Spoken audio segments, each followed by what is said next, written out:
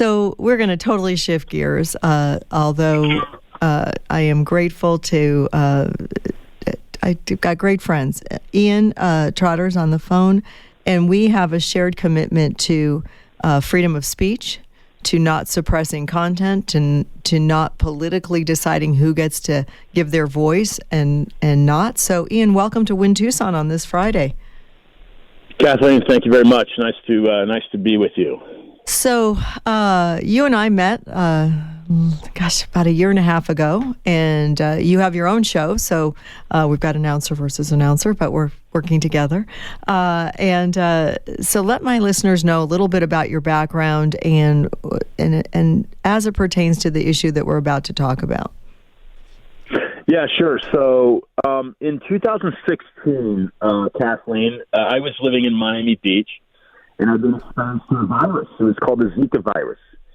There was a pesticide that was being used, very controversial. I looked into the argument that was being made at the City Hall meeting, and I started diving into it financially. I found the Rockefeller Foundation involved not only in the Zika virus, but also the pesticide. And then quickly I was turned on to a guy out of Stanford who was a Hoover Fellow that was writing about the corruption behind the Rockefeller Foundation and family and tying it into the Bush family and Hitler Germany. And this is something that was so broad to me. It was just kind of like, wow, holy smokes. I'd never considered this type of thing. So I think at that point, I realized, well, as Americans, we're a little bit naive and sometimes simply too trusting.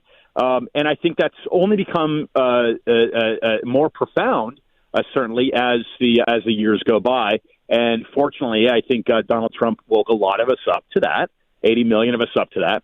But that's how it all kind of started for me, Kathleen, as I started looking into this Zika virus. And then fast forward 3 years, after I'd been invited to start a show on what was then called Winn Radio, and then a former defense attorney that was a guest on my show, Mark Shaw, who's just released another book about a reporter named Dorothy Kilgallen that was murdered. She supposedly had died of barbiturates. Mark Shaw is a great author.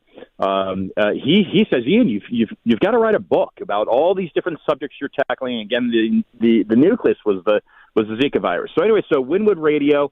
Then I've got a book, and listeners can go to Books A Million right now, or simply go to a Google search engine or Yahoo search engine, type in my name, Trottier, No More Lies. That'll bring up the book.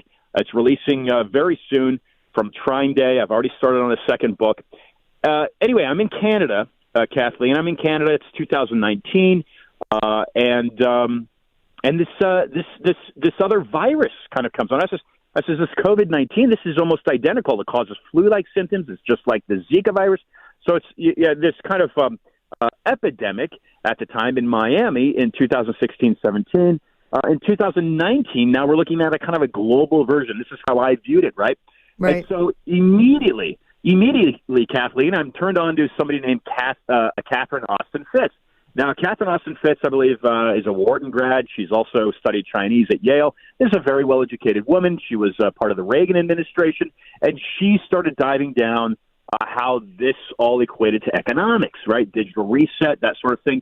Quickly, if these are conversations that are held, certainly in the Democrat Party, I would suspect, and I want to talk about the 118th Congress a little bit in the House Freedom Caucus. Okay. But these are quickly termed theories, right? Conspiracy theories. Well, there's not a whole lot of theory behind it. There might be a little more conspiracy. In fact, there might be a lot of conspiracy behind it. So anyway, so that's where it kind of incepted with me, Kathleen. And listeners can follow me on Twitter and Instagram, IENTROTTIER. Okay, so fast forward to today. Where are you? That's a lot. I mean, you gave us a lot. That was good. I mean, we just had a fire. You just gave us. We just had Fire Truck Brewery on. You just gave us that and a fire hose. So it's synergistic. I can go with this. Well, why don't, since you mentioned the Congress, why don't we go there? We can start there and then we'll circle back. So what about this new Congress that just convened? Wow. So thank goodness for Matt Gaetz and Boebert and is it Biggs, right? Andy Biggs, Eli Crane from Arizona, and there were two others. I know goodness. those four that you just named personally, but the other two who are also part of it, I know. If you said their names, I would say yes, but I don't know them as I know the other four. So thank goodness for these people, and Arizona leading the charge on this, right? Because Crane's also in Arizona, I believe. Yes, he is. Freshman congressman. Yeah, because if it weren't for them, and I believe they're all part of this Freedom Caucus that Jim Jordan and Mark Meadows and Ron DeSantis had started. I think it was a few years ago. Congress would be, the GOP side of Congress would be almost just as bad, politically speaking, of course, on the other side of the spectrum, or the other side of the aisle, but almost just as bad, right, as Hakeem Jeffries and some of these ridiculous Democrats. Again, there's this kind of there's a thing called a Hegelian dialectic, which historically Friedrich Hegel, Austrian. The idea here is you divide and conquer. You literally create a division and you move into conquer it. I hope I don't paint with much of a broad stroke, but I get into some of this stuff in my book that helps people resonate why we need to retain history and not destroy it. But these six holdouts, right? These six holdouts that voted present, right? I mean, Gates had voted for Trump. The prior votes, some other folks are voting for Donaldson and some of these other people. Thank goodness for them, because in my view, Kathleen, and right, you and I met about a year ago and at a Turning Point event, I think it was, yes, there in Phoenix. Thank goodness for them, because from my view, they represent the 80 million of us that realized the election was fraudulent, that realized this socialist agenda that is now encompassed and really has the Democrat Party, unfortunately for them, because many of them are they're asleep, right? They just don't see what's happening. They've got them by the throat. These socialist policies, they're tearing the country down. But I'm assuming that 80 million people voted for Donald Trump. I'll tell you right now that election was fraud, and I'll base that off of a book called The Vote Scam, written by the Collier brothers. Folks can go look into that right now. And that book right there chronologically dissects how IBM and big tech have colluded with big media that is all funneled through the Council on Foreign Relations, and they have fraudulently attacked elections since the death of JFK. So let's go. Okay, we're going to narrow in on big tech and on platforms and on how they are directing the narrative, so that certain messages gets out and other messages. And just briefly, what the six provided, and it was 20. So people that said no to Kevin McCarthy was a history lesson, to your point about history. Because in that moment, something occurred in the Congress that had not occurred for over 100 years, which is that we didn't automatically just vote somebody in. And negotiations were had and compromises were made. And already today I saw some headline, and I haven't had a chance to look at it, there's already concern about Kevin McCarthy. So these people, these six, are going to have to hold the Congressman McCarthy's feet to the fire. And so you respect them, because it was much more comfortable to hide amongst the 216 or 14, whatever it ended up, 16, I believe, at the end, than it was to be the six. And I think that we need more people to have the freedom to be able to do that. And so, but to your point about big tech, the messaging, you say people are asleep. Well, if they only listen to certain medias or they're only on certain channels, they're not hearing the same things we're hearing. It's very clear there's the liberal media and there's conservative media. And then there's people that pretend to be conservative media, but the true conservatives kind of out them. And so, but we can't, there's still a suppression of a lot of information. So what are you working on that? What are you doing to bring attention to that, Ian? Yeah. So one of those negotiation elements was something called the motion to vacate, and that was I'm not sure which congressperson wanted that reinstated. Pelosi had done away with it.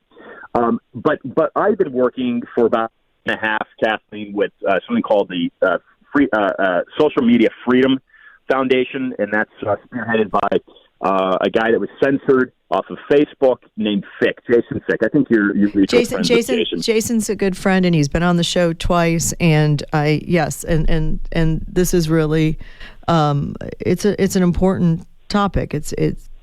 Because if we lose freedom of speech, we really lose everything. So I want listeners, Kathleen, I want listeners to go to a guide, look at the work. It's called Google Leaks, the book by Skyhorse Publishing. He's a Google whistleblower. His name is Zach Voorhees. And Zach, who's frankly a fairly liberal person, he saw that the upper echelons of Google were manipulating Trump results, suppressing them, literally targeting conservatives. So Ryan Hartwig, who I think is based down in Arizona, introduced me to Fick. I jumped on board with Fick. I was at an event in Texas, in Dallas, and I spoke to Louis Gohmert. I got Louis Gohmert involved with Social Media Freedom Foundation. And recently, Kathleen, just about 2.5 weeks ago, I had two representatives from Ted Cruz's office, because Ted just released, I think an amicus brief it was, to become a constitutional challenge. I'm not sure if I've got that right. But it's basically, I had approached Jason about it, and he says, yes, this is exactly what we need. We need to kind of mesh. Now, Jim Jordan, who I mentioned as well earlier, is also a key component in this freedom of speech and freedom of press fight. Freedom of speech being perhaps the most important here. And we must hold, these six in Congress must hold McCarthy's feet to the fire. Well, as all of us listening right now, we must hold the D.C. government, which represents our constitutional best interests. We must hold the D.C. swamp creatures. No, it's okay. We must hold them. So, Ian, we have to take a short break, and when we come back, I want to pick up there, because we'll only have about 10-15 minutes, and I want to talk about how do we do that? How do we hold their feet to the fire when it comes to freedom of speech? We're listening to Ian Trotter. This is Kathleen Winn on Winn Tucson. It's Friday. I'm going to get beer and pizza tonight. I'll make this all better. You're listening to 1030 AM The Voice, Trusted News and Talk. We'll be back right after this. Greg, I'm really liking this music. So welcome back to Winn Tucson on this Friday. You are listening to 1030 AM The Voice, and I have a special guest, Ian Trotter. Ian, there's a double standard in this country. I think we could just start with the classified documents, right? And oh boy, yeah. And Joe Biden's garage, where the car is, because that was a safe place to put classified documents.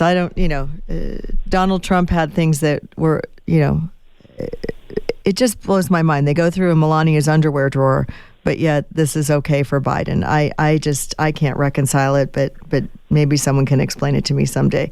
Come on, Kathleen. It's American muscle. Corvette. Come on, classic. My husband has a '68 Dodge Charger in the garage, and a Mach something 75. It's red. I think it's a Ford. Anyway, a muscle car. So I get the whole vibe there. We just don't have secret documents in our garage that I'm aware of. Of course, my husband's never. He was president of Boeing, not of the country. But meanwhile, let's circle back. So Jason Fike is fighting something, and it has to do with Section 230. It's highly technical. So, but the heart of it is that platforms don't get to arbitrarily censor or determine what messaging goes out. And what we're witnessing with Elon Musk taking over Twitter is that Elon Musk is leveling the playing field again, is making it so. We hope, yeah. Well, yeah. I think he is. They're getting in there. There was a lot of suppression there, right? I mean, and but the best thing that he's doing, besides allowing people to come back onto the platform and not suppressing them, is exposing where the suppression was. So I think that in terms of these platforms, Facebook probably being at the top of the list, although not the only one, but you've got news media stations, you've got Google, you've got social network platforms that are picking winners and losers. And so it's really important that people understand that, when you post something on Facebook, if there's a keyword in there and they don't like it, they're gonna not let it go out to all your listeners on the radio, followers, but followers. Yeah. So do you mind talking to that just a moment? Yeah, I mean, FIC is taking a different view. California, and I'm a Californian. I was born and raised in California. That whole I'm state sorry. has. I'm not. I mean, the California Bear Revolt. It's from its basis, it really is a good state, but it's been a target. It's been a target of these socialists for so long, it's completely. It's about to fall off fall into the Pacific, perhaps. But this is where more people. And I was with Zach about 6 months ago, and he launched a new platform to kind of counter YouTube. And the stuff that he knows will obviously, as an engineer, will blow you away. But I said, Zach, we need to get people. We need to get engineers that can come forth and have the bravery, like yourself, to turn over, like you're saying, Kathleen. Turn over the evidence of how people are being targeted, how they're being suppressed, how we know we're being censored. I mean, I'm looking at my Instagram feed 30, 40 minutes ago, and I see 2 posts within the past month that were taken down, because they had sensitive material in them. And it's just, you give me a break. Whether it's COVID vaccine stuff or whatever it was. 2 days ago, I had Dr. Madej on the show, and she's talking about the dangers behind the vaccines. But Jason's angle is different. He realized early that he couldn't go after and go through California courts because they were all swayed, and so he had to go at the heart and right into D.C. I mean, nothing's going to change, and this is what I say to my listeners on my show. Nothing is going to change until we all take a stand. The January 6th, people took a stand. Well, there's arguments in regards to that, but we must get active. We must have our voice heard. We must show our displeasure. Stop using Facebook, right? Stop using Twitter. Stop watching CNN or what it may be. Just completely stop buying goods made in China. I think stop watching CNN has kind of happened. They did it to themselves, though. Right? I mean, CNN's ratings are probably at an all-time low, and quite frankly, CNN just cleaned house. Goodbye, Don Lemon. Don't let the door hit you. Right. There's been so through their own way of doing business, they have weakened their own platforms, which should tell everyone else that if we collectively stand for what's right, stand for the rule of law, stand for the Constitution, there's more of us than there are of them. They've got more bots. They've got more control over these platforms, but there's more of us that want what's fair and reasonable, and they want it to be fair for everybody. And I'm not talking equity; I'm talking equality. So this is where okay. So I get Ted Cruz, I get Louis Gohmert involved. I sit down with Kathleen Morris Rogers. People listening to me, I'm no different than you. Kathleen, you just have to do something. You have to get involved, is what I'm saying. Correct. And you can make a difference as long as you get out there and get your voice heard. And so here's the issue. I says, Jason, what do we need? We've got Ted Cruz's attention. What do we need? He says, we've got to get Jim Jordan. I'm at the Capitol Hill Club. Kathleen, I'm there about 4 months ago, and Jim's there. I approached Jim. I introduced him to Jason via telephone. But this is where it gets really sticky. There's something like 27 different lawsuits from the GOP that are taking on and tackling big tech. But this is where things get sticky. Jason comes back to me and he says, Ian, Jim's getting money from Google. Well, again, what difference does that make? It's not to say that Google is a bad provides a bad product altogether. It's like the CIA. Is the CIA completely corrupt? No. There's some really great people. There's a friend of mine in Miami that recently withdrew from the FBI because of the corruption in the FBI. not all people in the FBI, just because the FBI may have invaded Mar-a-Lago because it's been weaponized by corrupt members of the federal government, doesn't mean that the whole thing's corrupt. But it seems but Ian, to that point, just for a second, I'm sorry. But to know that you don't know if you've got a good guy or a bad guy when you're dealing with it.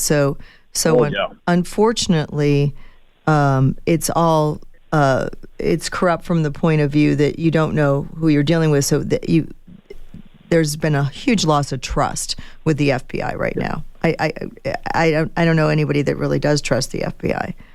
They've compromised themselves by their own actions. Yeah, and that's where how do you clean out the swamp? I mean, what is the root? If you would ask me, Kathleen, because of the work that I've been doing now in my 7th year of doing the show, working on the second book, the root of it all really dates back, and this is why I take a historical approach. The root of it all really dates back to the fact of this: we're in a $30 trillion federal deficit. Why does that not get paid off? Why is it that regardless of political affiliation, the president, I mean, the 46 presidents, one president left office without deficit. That was Andrew Jackson, 1830s. The debt, the spending is out of control. This current Congress, which sounds like they will not approve an increase to the debt ceiling. They're going to hold that ceiling, and they're going to try to hold that ceiling. That's one of the first steps that must take place. There must be a budget that's met. People must start to. We have to hold these politicians accountable to just running this debt as free as can be. The role of government was never supposed to be to solve every problem everywhere. Forget the country, everywhere. That was never what our tax dollars were supposed to be used for. What you do, so they're out of control, and we cannot sustain the spending that's going on, and so I absolutely agree with you, and that's got to be reined in. And that was one of the issues with McCarthy. He before being made speaker, he really folded when it came time to standing up to this budget, that the $1 trillion budget that got passed.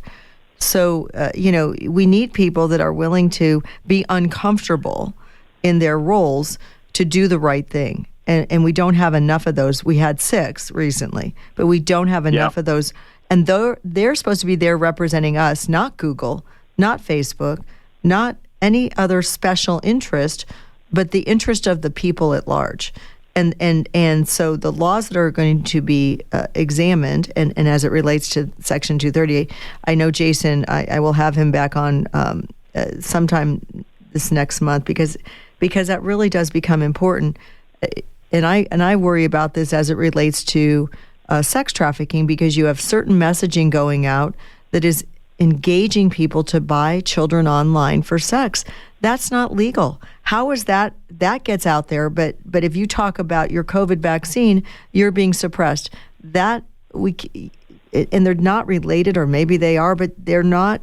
It's not equitable how that's being treated. We're not being treated fairly when it comes to these platforms.